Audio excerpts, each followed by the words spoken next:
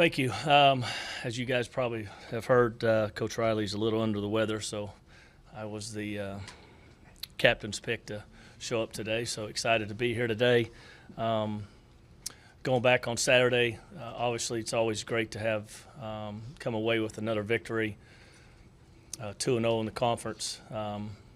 Baylor's a very good football team, got a lot of good skill players on both sides of the ball. Thought we came out and played a very good game. Some things that we need to improve on. I think just looking back at that game is penalties. We kind of had some big, costly penalties at times. Some things that we just need to be better at, and you get into some bigger, closer games. Those can play maybe a little bit bigger factor. And then also on both sides of the ball, just kind of finishing plays, offensively and defensively. I thought that we did a good job offensively, moving the ball. Had obviously some big plays. We felt like we need to have a little bit more consistency on first down and second down, and not so much relying on the big plays to kind of get us out of some of those situations. But obviously being able to have some of the players that we have offensively to create some big plays is obviously very nice. Guys that played well Saturday that we felt offensively, obviously Kyler, spectacular day, 7 touchdowns. Had some receivers step up, obviously C.D. Lamb and Marquise Brown. Lee Moore stepped in when Grant got injured after his touchdown catch and had another good game for us. And then Kennedy Brooks, which is a young running back who you guys probably haven't seen as much, obviously come in and played well. Defensively, Mark Jackson continues to improve for us, played really well. Kelly stepped in and made some very good plays. A couple guys up front, Armani, Dillon played well, and we felt like Trey Brown played well on the back end. Excited about this weekend, obviously. It's a different game. You can say that it's just like every other game, but it's not. It's a totally different game. I always tell my players, you'll come up that ramp in the fourth quarter after that game, and you'll be physically and emotionally drained. It's just a different game. So from there, open it up to questions. We'll start with Al. You know what the injury situation is, man and Powers and everybody? I do not. That is a Coach Riley question. You'll probably have to shoot him a text later. I'm sorry. I heard that you always ask that question. You're a big injury guy, huh? Yeah. Yeah, Cale, you played in this game 28 years ago for the first time. How's it changed from your perspective? 1990 and been in a bunch of times since. How's it changed? I don't know if it's changed much when it comes to people associated with Oklahoma football and Texas football. It was a big game back then, and it's a big game today. And it's regardless at the end of the season, your win and loss record, how you finish the season, this is always a big game. It's such a, it's big when it comes to the recruiting world, and it's obviously it's important for the direction of your programs, how you want to finish the season, and put yourself in good position to possibly achieve some goals later on in the season. Go to the left here, Gary. Yeah, Cale, you've had games on staff here where you've gotten out on Texas and really put them away and run away with regard to the final score. That clearly hasn't been the case the last 5 years. Last year, I think you were up 20, and they punched back and really made it tough on you all. How can you tell a change of tone from that program just in the last 4 or 5 years in terms of fight in this game, say compared to years past when you've won by 40 to 50 in certain games? No, I can't. Again, they're it's a program's got a lot of tradition and a prideful program, and they've got great football players down there, and they've always had great football players down there. When you get into this game, and I think that's what I was referring to earlier, it's just a different football game. It's not like the others, and you could be a better football team than them. Sometimes it's hard to run away from them, and you just got to keep playing. Cale, how do you evaluate? You don't coach. I'm sorry, Mike. Go ahead, Dean. was thinking about asking you a question. No, how do you evaluate Kyler? I know you're not a quarterback coach, but you know the position so well. When you look at that guy, how do you look at it? And again, I'm sorry. He's special. He's he's like there's not very many quarterbacks, I believe, that have played the game that you can put him in their category skill set wise. I think a lot of people are starting to really get a good idea of really how well he throws the football. We all know that he's fast and he's got speed, but he really throws the football well. He's very accurate. He's got a very quick release, and he throws the deep ball very well. And a young man that obviously went through high school and never lost a game and won a lot of state championships, and that's hard to do. So I said something to Lincoln last week, just during the middle of the week, that that I've noticed just on the side, the little things are just, he's getting better and better, and the more reps that he's taking, and even though he's been in college for several years, but he's getting better, and he's somebody that can create plays and get you out of some bad situations as well. We'll go to Ryan Aber. Cale, you mentioned Kennedy Brooks earlier. I know you're not around the running backs constantly like you were, but what kind of improvements have you seen from him, or was it just a matter of getting him a chance at extended time? Well, Kennedy's somebody that we thought a lot of whenever he came out of high school. He came out of a high school that I was recruiting several years ago, and we noticed him when he was a freshman and sophomore. He was also somebody who had a great spring football for us. Probably had more big runs than anybody that we had in spring ball. He's a younger guy, but he's getting more reps. With the absence of Rodney Anderson, he's obviously kind of been thrown in the fire some. He obviously has the abilities and the skills, but just the more snaps you get and the more live looks you get, you tend to get better as the season goes along. And it was good to see him out there Saturday. Eric Bailey. Cale, just your thoughts on three players from the same high school starting or playing for the same offense in Bobby, Lee, and Kyler.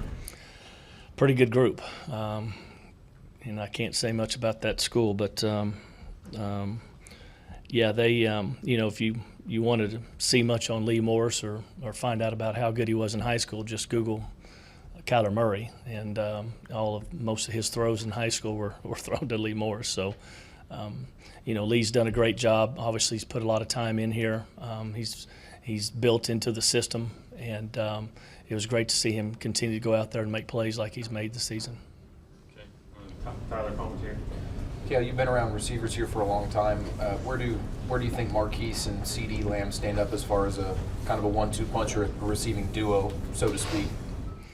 Well, Marquise is different with the speed that he has, and that's a different speed than what most people are used to. And I think a lot of people don't really get a good idea how fast he is until they see him live on Saturdays. One of the things that I've been was impressed with Marquise about as well as Coach Riley and Coach Simmons is he catches deep balls as good as anybody that we felt like we've been around here. D.D. Westbrook caught deep balls really well, but when you get to the games on Saturday, Marquise shows up and he plays really, really fast, and he's a very competitive football player. CD's a young man who obviously had a great season last year and is continuing to grow, and it's a good combination. When you can put one guy on one side of the field and one guy on the other, you just got to kind of pick and choose how you want to cover those guys, and then you throw in some guys inside in the run game, and a guy like Kyler Murray, it could be potentially a good offense. To follow up, do you feel like they deserve to be in the conversation as maybe the best duo in receiving that OU's had? Oh, shoot. Yeah, possibly. Since Coach has been here and we've been throwing the ball, obviously when I was playing in the early 90s, we'd have one or two single guys out there that were good players, but we brought in some better football players and wide receivers, and these two are playing well right now. Cliff Brown's next. Yeah, Coach, just your thoughts on how the running game has been able to produce since Rodney Anderson's injury. Seems like you've been able to put some things together.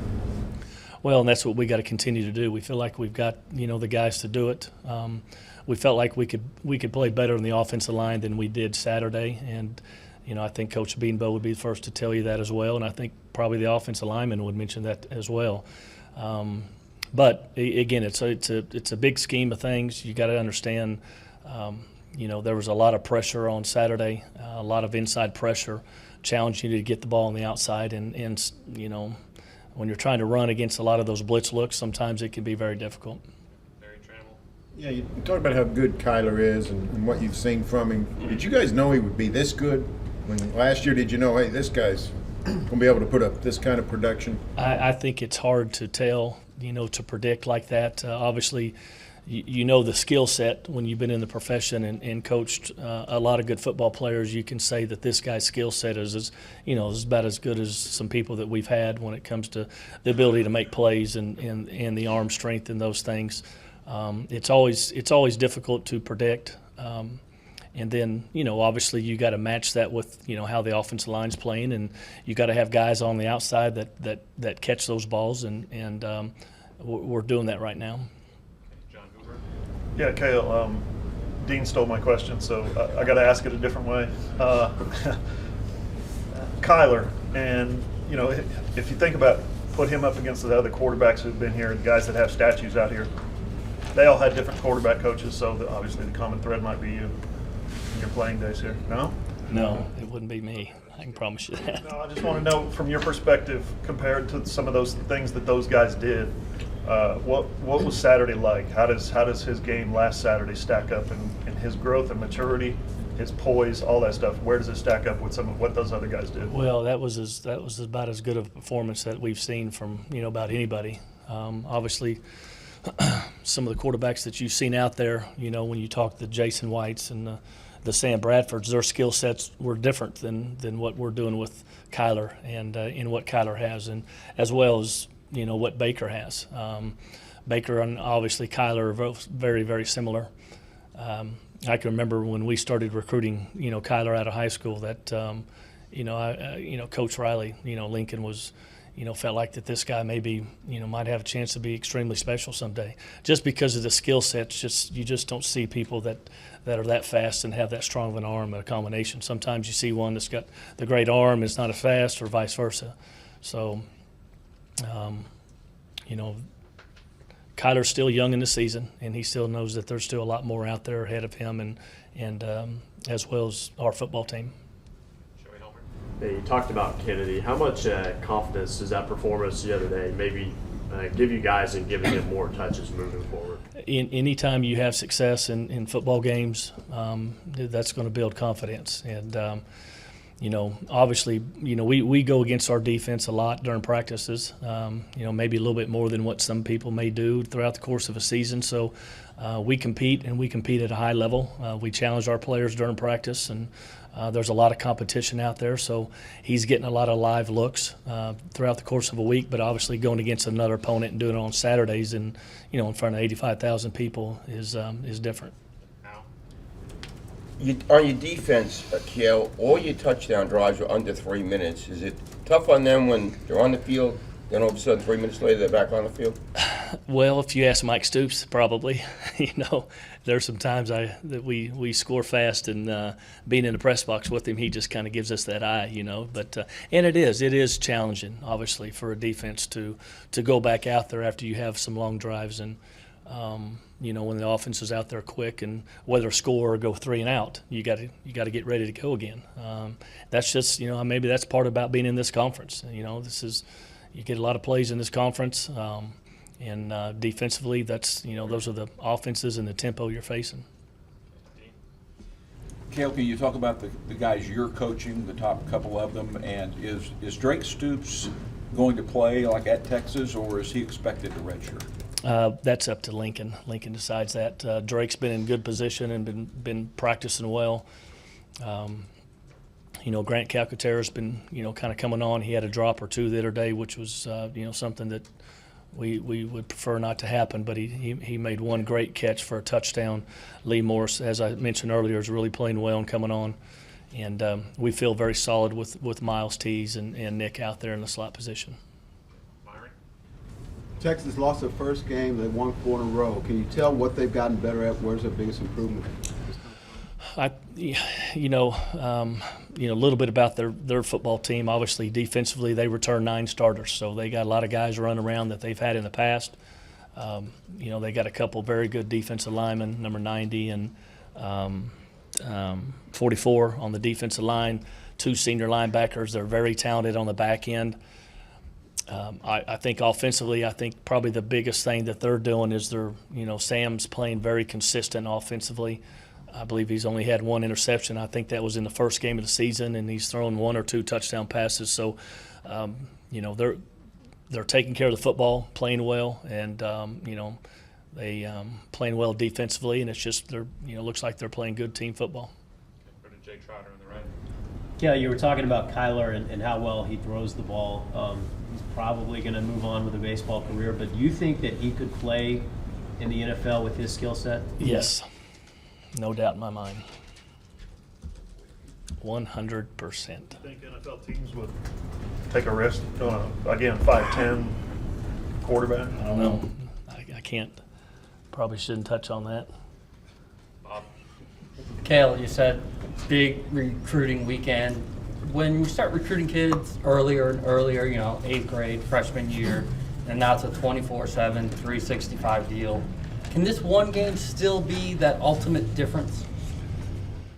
Maybe down at the end of the stretch on 1 or 2 kids. But it is a different, we're recruiting kids, from their freshman year on, and it's 24 hours a day, and it's 365 days a year, and if you're not doing it, then you're not doing a good job, and you're not going to be a good recruiter. So, but this is big. This is why players come to Oklahoma. This is one of the games that they want to play in. This is why players go to the University of Texas down there.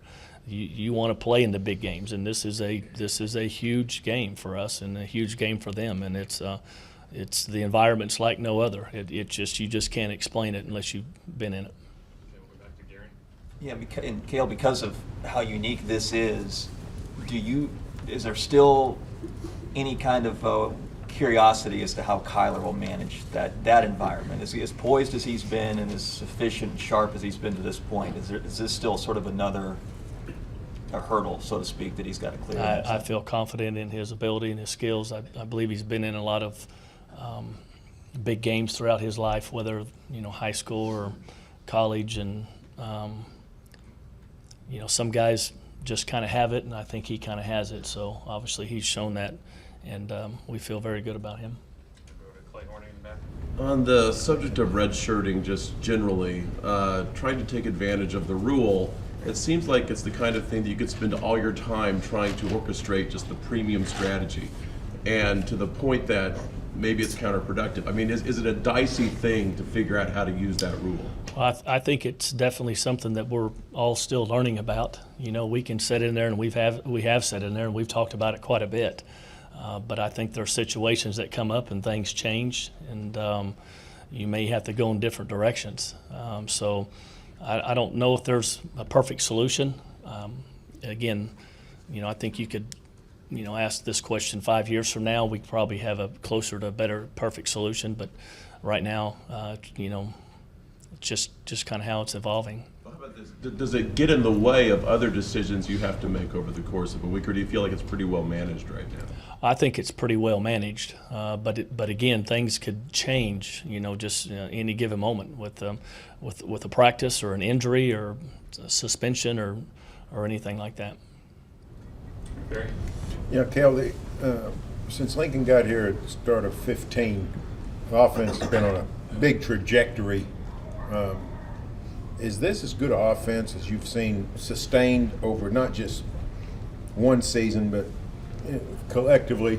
You've been here since Bob got here. Is this the best the offense has performed on a consistent basis? It's up there. Considering you just lost the best quarterback right OU's ever had, and maybe college football's ever seen, and you haven't missed a beat.